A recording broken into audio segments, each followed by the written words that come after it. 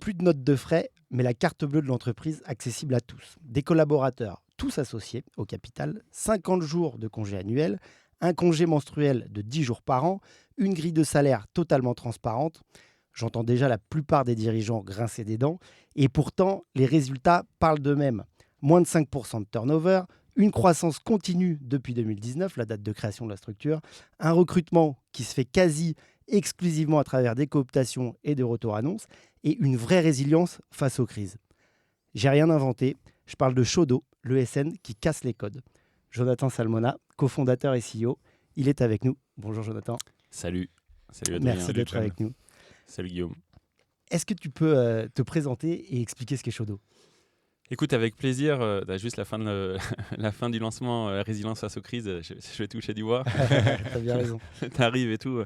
Donc ouais, je m'appelle John, je suis un des deux cofondateurs de Shodo avec Guillaume Ferron, que je salue. Et pour t'expliquer ce qu'est Shodo, donc c'est une ESN qui est présente à Paris, Lille, Lyon, Rennes, Nantes et La Réunion. Mais c'est surtout en fait une sorte de proof of concept, c'est-à-dire c'est une expérience professionnelle du coup qui avait aussi pour objectif d'apporter des réponses à plusieurs enjeux systémiques du secteur. Le turnover qui est mortel dans les ESN, c'est plus de 30% en moyenne. Et puis surtout, comment est-ce qu'on peut faire en sorte, à travers des pratiques RH qui sont radicales, c'est-à-dire qui vont s'attaquer à la racine de problèmes spécifiques, comment est-ce qu'on peut recréer une marque employeur qui est remarquable, dans le sens du terme, qu'elle se différencie de toutes les autres. Ouais. Voilà, c'est ça Shodo. Ok, c'est top. Et du coup, c'est quoi un peu ton parcours de vie, comment t'en es arrivé là et qu'est-ce qui t'a amené avec Guillaume à créer Shodo ?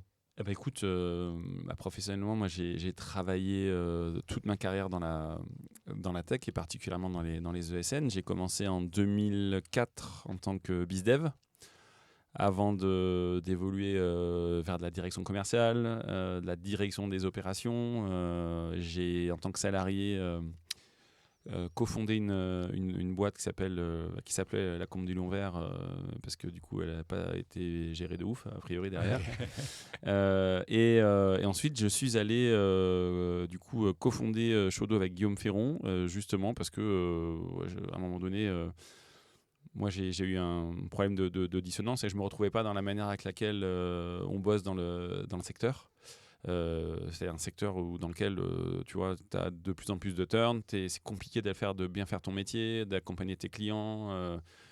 Tu vois, tu as de la frustration à tous les étages, au nôtre, au niveau de la relation client, parce que tu vas avoir des projets informatiques qui vont être lancés par des personnes, mais qui seront statistiquement pas là 3-4 ans plus tard, au moment où il y aura la livraison de l'intégralité des projets. Donc c'est un vrai problème.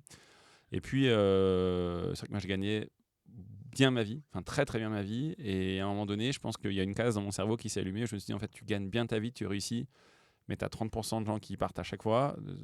Corollaire, tu te mets quand même à réussir au détriment des autres, et ça m'allait pas. Ok, voilà. Ouais. Et donc en 2019, c'est à ce moment-là que vous commencez à réfléchir à ce projet-là. Il fait le même constat que toi, Guillaume, ton associé ? Ouais, Guillaume, en fait, on bossait ensemble. Ouais. On bossait ensemble. Moi, j'étais directeur des opérations. Ça veut dire que j'avais plein de casquettes, dont celle de directeur du recrutement. Et Guillaume, en fait, il commençait sa carrière. Enfin, il était dans les premières années, on va dire. Et c'était mon meilleur recruteur. Et c'est vrai que, tu vois, quand tu regardes qui fonde les ESN, quand tu regardes, tu vois, le persona, c'est souvent des associations, soit entre sales et entre tech, mais tu as rarement des gens, enfin, tu n'avais à l'époque jamais de gens issus du sérail des RH dans les cofondateurs, ce qui pose un problème aussi, tu vois, en termes de biais de la vision de ton entreprise, parce que un sales ou un tech, c'est dans leur raison d'être, il y a plein de choses, mais en fait, il n'y a personne dans les cofondateurs ou cofondatrices dont la raison d'être, quelque part, c'est de prendre soin des humains qui bossent dans une boîte. Donc, en fait, c'est pour cette raison que j'ai eu envie de me lancer avec lui, outre le fait qu'on se bidonne parce qu'on est potes. Mais c'était pour avoir une association qui qui représentent pas les mêmes biais systémiques qu'on a dans cette corpo. Et après, du coup, je me souviens plus ce que tu m'as posé comme question, donc je me suis mis à te jacter. Moi non plus, je suis passionné. Non, je te demandais s'il avait le même constat que toi, du coup. Ouais, Effectivement, bien vous sûr. viviez les mêmes choses. Ouais, bien sûr. En fait, si tu veux, le constat, on était dans une super boîte avant. Tu vois, qui s'est mise à avoir du turn parce que en fait, tu peux faire tous les efforts que tu veux. Le modèle a des carences qui, à un moment donné, nourrissent du turn et font que les gens vont avoir la tentation énorme de se mettre à leur compte. Et donc, avec Guillaume, on a échangé avec tu vois, plusieurs centaines de devs, que ce soit des candidates ou des candidats qui venaient nous rejoindre à l'époque. Et malheureusement, assez rapidement aussi avec des collègues qui commençaient à partir et qui, dans le cadre de offboarding, nous ont, en fait, tu vois, on a eu patiemment, on a égrené toute l'aspect de l'aspect actuel de Shodo, à savoir que tu vois les enjeux du système. Du modèle classique des ESN, c'est un manque de reconnaissance dans le salariat. C'est un manque d'équité dans la redistribution ou dans les REM. C'est un manque d'harmonie entre la sphère pro et la sphère privée. Et puis il y a aussi un quatrième et dernier enjeu qui est mortel, c'est une problématique de diversité, d'inclusion surtout. Il y a notamment pas assez de femmes dans ce secteur-là, et donc c'est le constat qu'on a fait, et c'est à travers toutes les pratiques RH qui sont la base de Shodo qu'on a apporté, qu'on apporte aujourd'hui encore des réponses à ce secteur. Ouais, justement, tu dis que tu agis de façon radicale. C'est un mot qu'on aime bien, c'est un mot que tu aimes bien toi aussi, je crois. Donc vas-y, raconte-nous un petit peu face à ces écueils. Tu nous rappelais, Guillaume, déjà un peu l'étymologie du mot radical. Ouais, radical, prendre le problème à la racine, quoi. Ouais, qui est maintenant effectivement exprimé souvent pour des sujets pas forcément hyper positifs, mais la base c'est ça, et c'est vraiment comme ça que toi tu l'as. Ouais, c'est dévoyé en fait. C'est vrai que quand tu t'entends radicalité ou radical, tu as l'impression que tu as affaire à des poseurs de bombes, ce qui peut être le cas, mais du coup ça veut dire que c'est la manière avec laquelle ils vont faire la transformation, la conduite du changement qui est mauvaise. Mais la radicalité, c'est justement effectivement comme tu le dis, Guillaume, c'est d'aller tacler les problèmes à la racine, et donc tu vois, dans la plupart des problématiques que j'évoquais là il y a quelques instants, on a mis en place des pratiques qui vont apporter, on va dire, plus d'équité dans la redistribution. Donc ça, c'est par exemple l'ouverture du capital, c'est le fait d'avoir encadré, nous, dans les statuts de la boîte, nos REM de dirigeants. Tu vois, on les a encadrés avec une fourchette. C'est au choix, en gros, 3 fois la plus petite REM ou 2 fois la médiane. D'accord. Le corollaire, il est assez cool, c'est de dire que pour qu'on s'augmente, il faut que les gens gagnent mieux. Ouais, super. Ce qui est plutôt sain. Et le but, c'est de conserver un dialogue social qui soit constructif, on va dire. Ouais. Et puis, il y a des pratiques RH, tu vois, de transparence des salaires, transparence des marges, transparence de la gouvernance, parce que dès lors que tu vas ouvrir le capital, tu as des associés qui sont conviés de fait à tes AG, qui ont accès du coup à toutes les infos. Et la radicalité, elle va s'exprimer aussi sur des pratiques tu vois, d'innovation sociale. Nous, on a fait le choix, il y a plus de 2 ans, de dégager les PE par défaut. Parce que ce que je dis souvent, c'est qu'elle a du sens dans plein de secteurs, parce qu'elle te protège contre un risque opérationnel quand tu es entrepreneuse, entrepreneur, quand tu considères que c'est un risque d'embaucher. Quand tu es dans la tech et que tu travailles avec des développeuses et développeurs, comme c'est notre cas, le risque, il est extrêmement faible. Et nous, on a considéré qu'elle précarisait sans raison. C'est pour ça qu'on l'a enlevé. Quand tu es père ou mère célibataire, que tu habites un petit studio à Paname, la PE t'empêche de changer d'appart. Elle te freine peut-être à changer de boulot. Donc voilà, on a fait ce choix-là. On a mis en place aussi des politiques d'égalité de genre, à travers notamment des mesures pour faire revenir plus de meufs ou pour empêcher qu'elles partent, parce qu'on s'est rendu compte qu'il y avait un gros travail à faire autour de la parentalité, qui est un des facteurs de départ. Donc avec des mesures qui permettent d'aménagement du travail progressif quand tu reviens de congé mat, une mesure sur laquelle on reviendra peut-être, qui est la prime de maintien de salaire du coparent. Voilà, donc des choses comme ça. Ouais. Pourquoi vous voulez revenir dessus ? Comment ? Pourquoi on reviendra dessus Peut-être que tu me poseras une question Ok. tout à l'heure dans le podcast. C'est ça que je voulais dire. Non, Ok. ça va pas Ah, l'amener. ça marche, c'est pour ça. Parce qu'après, les gens vont flipper. Mais... Non, et du coup, en revanche, Ouais. au moment où vous dites on enlève les périodes d'essai, Ouais. est-ce que vous dites on revoit complètement notre processus de recrutement, il faut être beaucoup plus dur, il faut être hyper Non, intelligent, ou pas du tout mais c'est une bonne remarque. En fait, une des raisons aussi pour laquelle on l'a enlevé, c'est que le sous-jacent, c'est-à-dire le message en tant qu'entrepreneur, à Guillaume, c'est qu'on se dit, embaucher des salariés, c'est aussi un acte de responsabilité. C'est-à-dire que c'est aussi à nous en tant que patron d'assumer le risque opérationnel. Et c'est beaucoup plus facile de le faire quand tu bosses avec des devs que quand tu bosses avec probablement toutes les autres professions. Donc en fait, on avait, nous, un mode opératoire, tu vois, une approche de recrutement qui est éprouvée, parce qu'en fait, on bossait déjà avec la plupart de nos évaluateurs, évaluatrices tech, c'est des gens avec lesquels on a bossé dans le temps. Donc en fait, le savoir-faire, il est éprouvé. Et d'ailleurs, de manière générale, je trouve qu'en ESN, il y a un savoir-faire pour recruter. Le problème, il n'est pas là. Le problème, il est comment est-ce que tu gardes les gens. Donc à partir du moment où tu as confiance dans ta culture de recrutement, dans tes process, etc., et que tu sais que la marge d'erreur, elle est inférieure à 3-4%, tu vois, ça devient overkill d'aller mettre des process pour te couvrir contre des risques qui sont si faibles. Ouais, Et l'APE, c'est ça. C'est ce que nous expliquait Jacques avec la confiance aussi la dernière fois. Tu as la règle des 3% Ouais. dans les cercles agilistes qui est très imagée, évidemment. Ce que c'est 3, ce que c'est 7, en fait, on s'en fout. Mais l'idée, c'est justement de dire tu te couvres contre des risques quand ils sont réels. Et quand ils ne le sont pas, tu fais chez tout le monde. Quand tu mets des mesures qui sont contraignantes. Ce que tu nous expliquais avec la carte bleue de... Exactement. Justement, ça, c'est un des exemples. Typiquement, parce que dans les deux cas, là, c'est deux hyper bons exemples. C'est que les écueils, ils paraissent... moi, je connais plein de dirigeants d'entreprise qui se diraient attends, mais c'est dingue, le jour où tu as un mauvais exemple, comment tu le gères, quoi. Comment vous le gérez? Est-ce que c'est arrivé déjà? Et si c'est le cas, comment c'est géré? Écoute, oui, il y en a. Après, tu vois, ça fait 6 ans qu'on bosse. Et je ne suis pas capable de te sortir un cas notoire d'abus, de grosse dinguerie qui pourrait me faire dire Adrien, voilà, il y a 3 ans, il y a quelqu'un qui est parti qui a pris 3000 balles. Tu vois.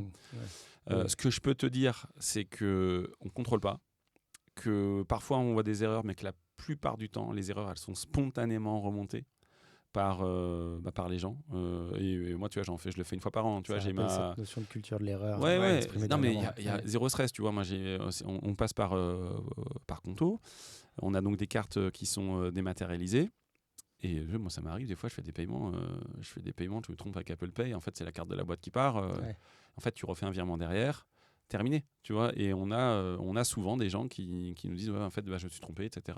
Et il y a zéro problème. Probablement que si on investiguait, tu vois, on tomberait sur des montants, je sais pas, peut-être de 2, 5, allez, peut-être 10 000 balles. Tu vois. Mais j'ai envie de te dire, 10 000 balles, c'est ce que vont mettre tous nos concurrents dans des actions marque employeur avec des labels, tu vois, je pense, ou pour aller prendre des stands dans des confs. Et en fait, si ça t'assure un climat, tu vois, de confiance où tout le monde kiffe, vas-y, en fait, ton temps horaire en tant que dirigeant, il est trop pour que tu ailles...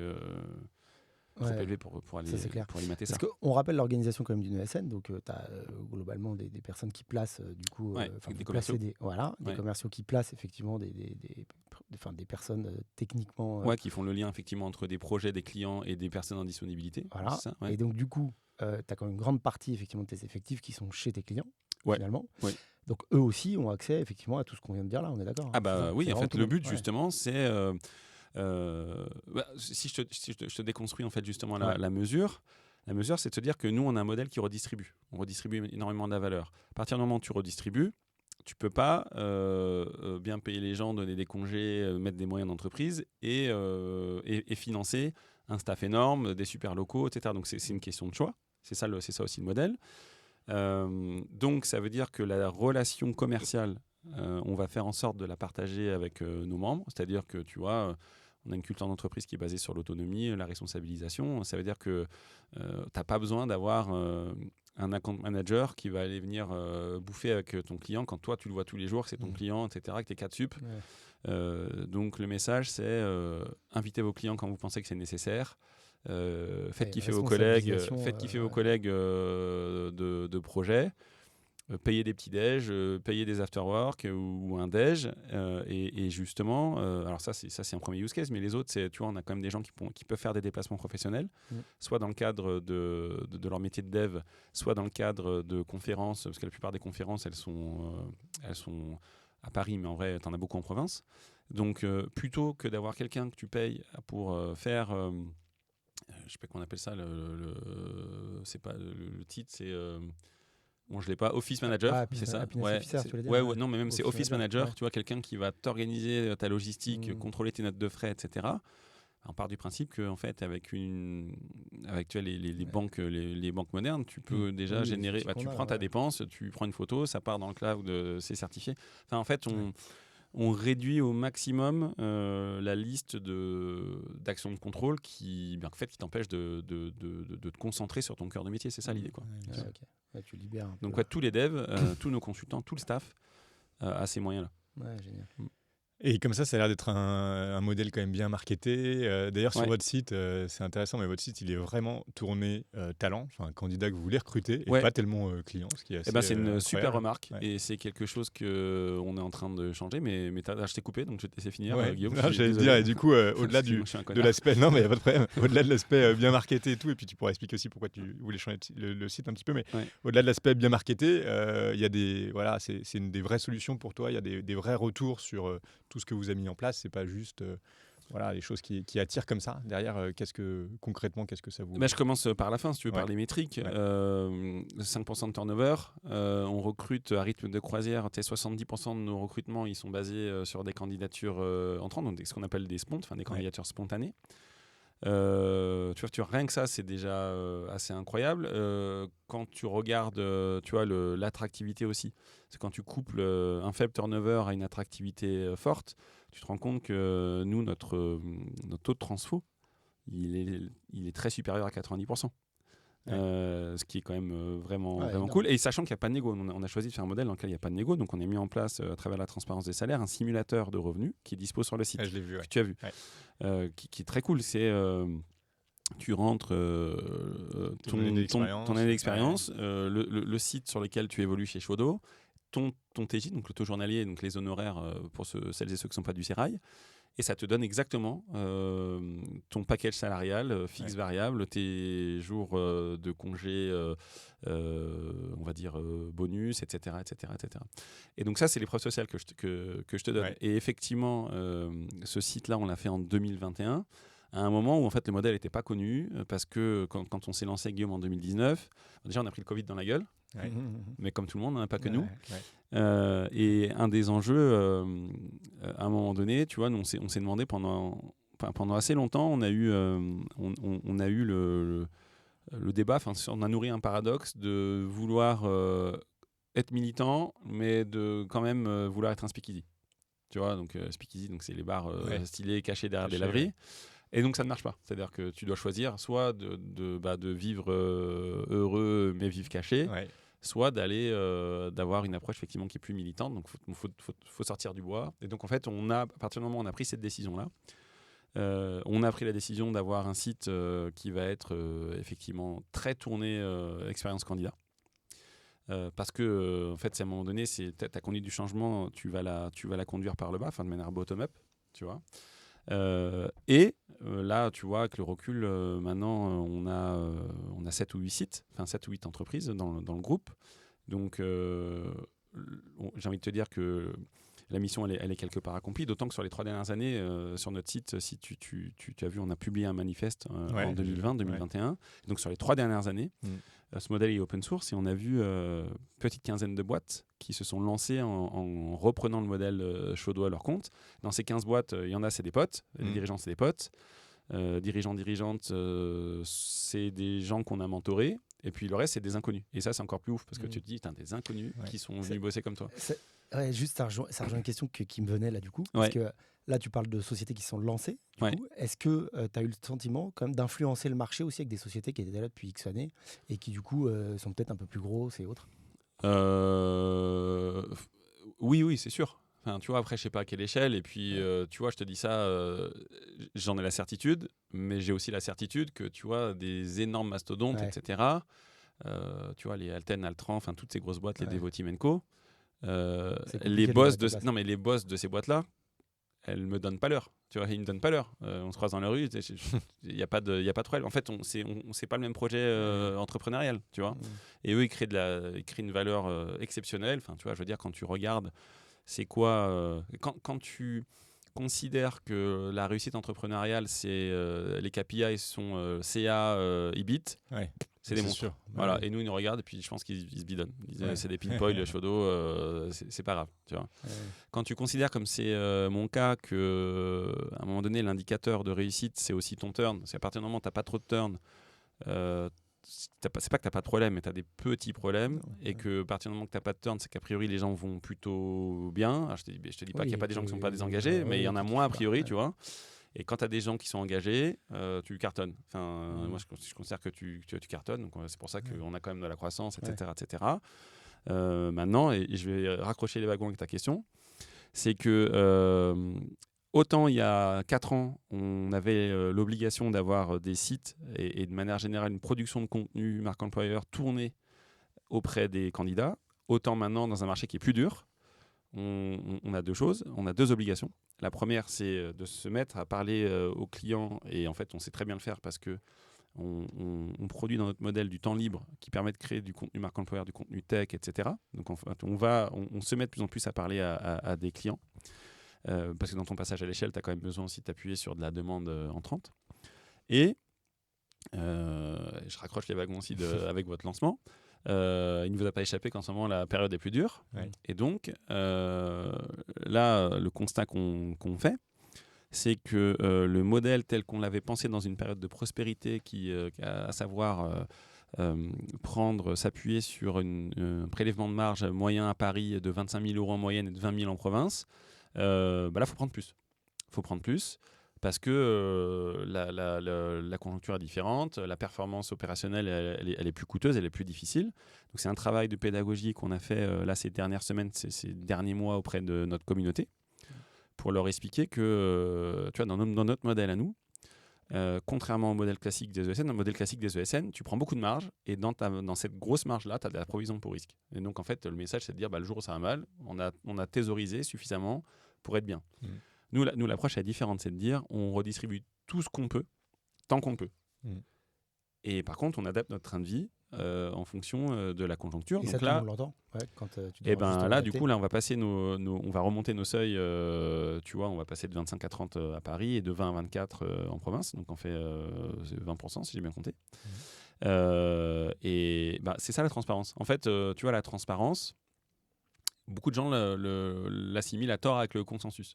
La transparence, c'est juste la possibilité de faire remonter plus vite soit des consensus, soit des problèmes. Et là, en fait, à un moment donné, on n'est pas des magiciens. Quand ça a mal, c'est pas notre faute. Tu vois, je veux dire, ça a mal de partout, dans toute l'économie, ça va mal dans le secteur des ESN, tout est plus dur. C'est pas plus dur que chez nous parce qu'on a fait les fous. Et donc, en fait, la transparence, c'est ça, c'est d'aller l'expliquer, c'est de partager les constats. Et à un moment donné, c'est quand même de prendre des décisions qui sont des décisions sensées, qui sont des décisions... quand tu demandes un effort à des gens, il faut qu'il y ait un horizon. Parce qu'en fait, tu dis, quand on était enfermé pendant le Covid chez nous, les mecs nous ont dit on va s'enfermer 3 mois et après on voit. S'ils avaient dit on s'enferme 3 ans, ça aurait été Bagdad. Ouais, c'est clair. Donc c'est un peu pareil. Donc là, on donne un horizon. On dit voilà, on va faire un effort en 2025. Ouais. Et tu me demandes si les gens comprennent. Moi, je pense que oui, on fait tout pour l'expliquer, etc. Est-ce que tout le monde est content ? Bah non, c'est sûr que non. Enfin, moi le premier, en vrai, je suis pas content, tu vois. Parce que quand tu demandes un effort aux gens, ça veut dire que tu fais moins de choses cool, etc. Mais en fait, c'est nécessaire. Et je pense que quand tu es dirigeant, il faut être courageux. Et on est dans une époque, dans un stade de notre développement, où on a aussi besoin de répondre aux sceptiques qui vont nous dire, moi, quand j'ai commencé depuis Day One, depuis que je suis chez Shodo, j'entends des mecs alors je les entends pas directement parce qu'ils me parlent pas les yeux dans les yeux. Mais ça jacte et ça dit, oui, modèle... il ne survivra pas à la première crise. Bon, t'as vu, on a fait le Covid, voilà, par exemple. Ça dit oui, mais la première difficulté, ils sont ruinés. Puis en fait, j'entends plein d'objections. Et en fait, c'est normal parce que c'est vrai que la conduite du changement, c'est désagréable quand toi, tu es sur un modèle qui commence à être un peu cabossé. Donc moi, ma réponse est ça, c'est de dire on doit aussi apporter des preuves sociales de quand c'est plus difficile, tu vois. Et puis je vais même aller plus loin, tu vois, à supposer qu'un jour on se casse la gueule, ça ne voudrait pas dire que le modèle il pue. Parce que des boîtes dans des modèles, tu vois, très libéraux où tu thésaurises ton EBIT, il y en a plein qui s'effondrent. Et il n'y a jamais un Pékin qui est venu nous expliquer que ça marchait pas, tu vois. Tout le monde continue à refaire des boîtes comme ça. Donc voilà, on en est là. Ok. J'ai une question qui me vient, donc c'est top pour les collaborateurs en interne, tout ce que vous faites. Est-ce que vos clients, eux, ils sont sensibles à ça parce qu'ils bossent avec vous, comme ils bossent avec des teams, comme ils bossent avec plein de SN. Est-ce qu'ils perçoivent quelque chose? Est-ce que vous, ça a un impact business aussi? Ouais, j'ai 2 exemples. Le premier, c'est justement, tu vois, je parlais du Covid tout à l'heure. Pendant le Covid, il y a eu des coupes budgétaires, il y a des missions qui sont arrêtées, on a demandé des efforts, tu vois, des missions qui étaient par exemple en temps plein, qui ont basculé au 3/5e. Donc on n'a pas été épargné. En revanche, je pense qu'on a été beaucoup plus épargné que la plupart de nos confrères parce que et on a eu des retours. Moi, j'ai eu des retours de managers, clients qui m'ont dit je vais demander des efforts aux grosses structures parce que je sais qu'elles ont les reins plus solides que vous. Et puis vous payez bien vos mecs. Et donc en fait, tu vois, je pense que je sors souvent cet exemple. Tu vas au supermarché, tu achètes du chocolat, tu as un produit équitable. Bah, tu vois, sur le moment, tu achètes ta tablette de chocolat, tu as l'impression d'être un héros. Quoi, tu vois. Et ben, je pense que. Il y a des personnes qui sont sensibles. Voilà. Mais en fait, c'est très bien. Tu vois, quand tu dis tu achètes un produit, toute la chaîne de valeur, elle est rémunérée et le producteur ou la productrice qui est très loin, à des milliers de kilomètres, va toucher, on va dire, une rémunération qui est équitable, ça fait sens. Et je pense que ça fait sens aussi aujourd'hui dans la manière de consommer, même de la prestation intellectuelle. Tu vois. Donc bien sûr, ça joue. Ouais, bien sûr. Et puis peut-être aussi que les mecs ils sont contents de venir bosser et que ça joue aussi sur. Guillaume, tu mets le doigt sur un truc qui pour moi qui est une évidence. Je pense que des gens bien dans leur basket sont performants au boulot. Et quand tu es performant au boulot, quand tu fais du service, tes clients sont contents. Tes clients sont contents, tu as moins de churn client. Tu vois. Donc c'est évident. Tu prêches des convaincus. Non, mais c'est sûr. Et du coup, au départ, quand tu as lancé la structure, parce que tu parlais tout à l'heure des bits et de CA sur ton secteur, qui effectivement, depuis la nuit des temps, c'est un peu comme ça que les choses sont valorisées. Dans tous les secteurs, je crois. C'est vrai. Mais même dans les boulangeries. Mais sur le monde des ESN, c'est vrai qu'il y a quand même un modèle très poussé sur ça. Et aujourd'hui, toi, tu as choisi un schéma qui est un peu différent. Est-ce que tu as pensé quand même au modèle de revente un jour ou pas forcément? C'était pas l'objectif ou Carrément. Alors déjà, j'apporte une précision parce que tu vois, quand tu parles de radicalité, etc., tu peux avoir des contradicteurs et j'en ai quelques-uns qui t'enferment dans des clichés. Donc, il n'y a pas de si tu veux, de street cred sur l'entrepreneuriat sans rentabilité. C'est-à-dire que, tu vois, je fais partie des gens qui, même si je suis pour la redistribution, qui vont dire il faut être rentable. Tu vois, il y a pas ce n'est pas possible d'avoir un modèle d'entreprise qui n'est pas rentable. C'est une histoire qui ne se raconte pas. Donc tu peux avoir des problèmes une année, etc. Ça s'entend, tout le monde comprend. Mais en fait, tu dois être rentable. Une fois que je te dis ça, je te dis effectivement que maximiser l'EBIT, c'est une dinguerie financière. Tu gagnes très bien ta vie, etc. Notamment quand tu es dirigeant. Tu peux avoir ce schéma inconscient parce que qui dit belle EBIT dit belle revente. Donc voilà. Mais maintenant, faut aussi savoir, mais je pense que les gens le savent en fait. C'est pas, j'apprends rien à personne, mais que plus tu vas avoir une logique qui est extrêmement court-termiste comme l'EBIT, plus tu vas froisser des gens et les faire partir. Parce qu'en fait, je veux dire, tu peux pas dire aux gens indéfiniment, allez, 2025, on va doubler le CA ou doubler la marge. Tu perds des gens chaque année avec ce genre de discours. Tu vois, même quand on t'explique que ta REM, elle va suivre, à un moment donné, je pense qu'on arrive tous à un seuil où on se dit, ouais, en fait, c'est bon. En fait, comme tu disais, ça doit être une conséquence. Voilà, et ça doit être une conséquence. Du coup, ta question, c'est comment est-ce que demain, on opérait une vente? Est-ce qu'en lançant, effectivement, tu avais en tête qu'un jour, ça puisse être vendu? Non, mais c'est sûr. Mais du coup, tu vois, j'arrive à la réponse. Nous, on a fait rentrer tous nos salariés au capital. D'accord? Ça veut dire que ce sont des associés. Aujourd'hui, le juge de paix, tu vois, dans le dialogue social, c'est de dire on redistribue pour que vous soyez pour nourrir le bien-être, que vous soyez performant au taf et que tout se passe le mieux possible. Tu vois, Là, le discours, c'est de dire là, c'est plus dur. Donc, la boîte, elle a besoin de refaire un peu de fonds propres, etc. Et c'est ça aussi la transparence. Mais demain, si jamais on veut revendre, tu vois, notre travail de dirigeant, c'est d'assumer ça. Et c'est de dire, en fait, on pense à une revente. La revente, pour la faire le mieux possible, il va falloir retravailler les bits. Mais en fait, vous êtes tous au pot. Vous êtes toutes et tous au pot. Donc, pour retravailler les bits, il va falloir qu'on monte peut-être sur 2 exercices que nous aussi, comme les autres, on est capable de faire monter les chiffres dans le ciel. Donc, ça veut dire, c'est peut-être moins de dépenses provisoirement, etc. Mais la réalité, c'est que vous allez recueillir vous allez bénéficier de tout ça. Parce que vous allez tous prendre probablement 1 an et demi de salaire en cas de revente. Donc, c'est dans votre intérêt de le faire. Tu as l'impression que ton modèle il est duplicable à tout secteur d'activité ? Moi, j'ai l'impression, je le pense. Après, je pense que tu vois, ce qui est très important, c'est d'avoir une conduite du changement qui soit intelligente. C'est-à-dire, si tu arrives dans tous les secteurs comme un poseur de bombes en expliquant que tu dois pas avoir... moi, j'arriverai pas avec des coefs, des curseurs qui sont arrêtés, parce que je pense qu'ils sont propres à chaque secteur et qu'en plus, si tu veux, on n'a pas tous le même rapport à l'argent. En vrai, il faut dire la vérité, il faut commencer par là. Maintenant, je pense que les principes de transparence salariale, oui, c'est applicable à tous les secteurs. Nous, on a fait des choix très radicaux. Tu vois, on a mis en place une grille de salaire fixe. Peut-être qu'il y a des secteurs dans lesquels c'est compliqué, mais au moins, tu peux peut-être basculer en disant, voilà, pour tel ou tel poste, le salaire maximal, c'est tant. Le salaire minimal, c'est tant. Voilà les critères pour chaque typologie de métier pour progresser. En fait, le but, c'est de redonner des éléments de compréhension pour que les personnes switchent d'un mode où c'est ah putain, c'est Guillaume, en fait, il a droit de vie de mort sur mon salaire, donc je dois lui plaire, à les règles, elles sont connues de toutes et tous, et en fait, elles deviennent indépendantes des relations que tu vas avoir avec tes boss, indépendamment de plein de choses. Ouais. Ok. Et j'ai répondu à ta question. Ouais, je pense.